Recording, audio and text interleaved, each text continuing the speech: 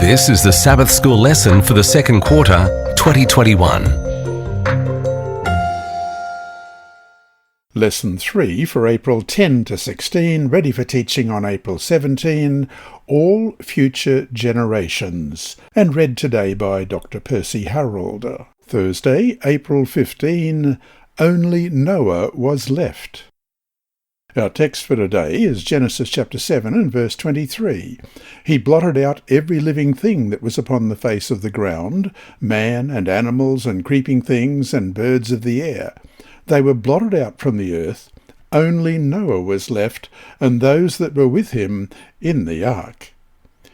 In this text, one finds the first mention of the concept of the remnant in the Scriptures.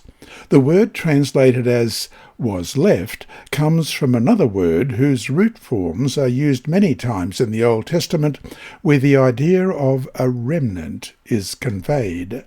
Genesis 45 verse 7, And God sent me before you to preserve for you a remnant on earth, and to keep alive for you many survivors. And Isaiah 4 verse 3, And he who is left in Zion and remains in Jerusalem will be called holy, every one who has been recorded for life in Jerusalem. And Isaiah 11 verse 11, In that day the Lord will extend his hand yet a second time to recover the remnant which is left of his people.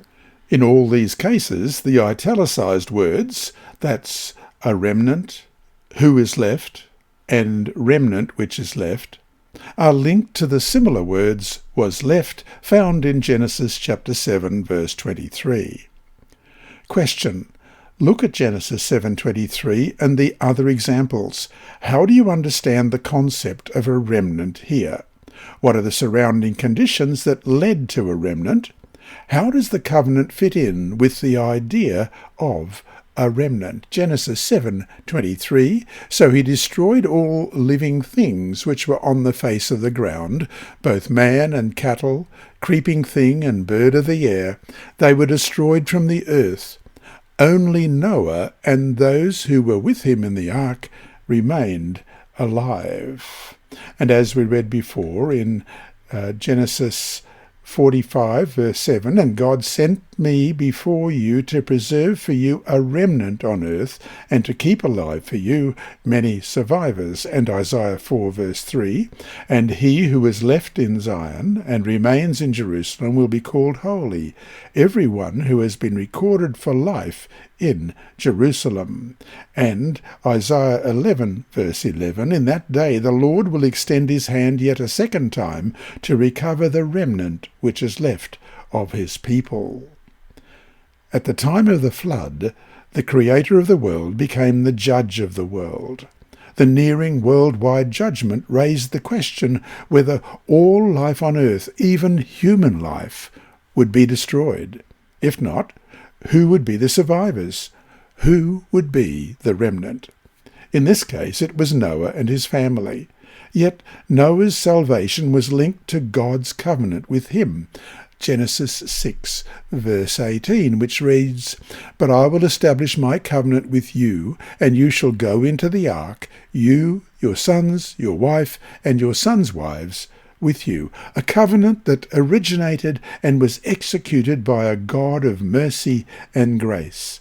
They survived only because of what God did for them, however important their cooperation was.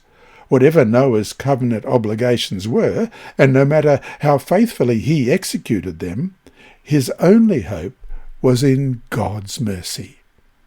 And so to finish today, based upon our understanding of last-day events, which includes a time when God will have a remnant, as we read in Revelation 12:17, what parallels can we learn from the story of Noah that will help us prepare to be part of the remnant?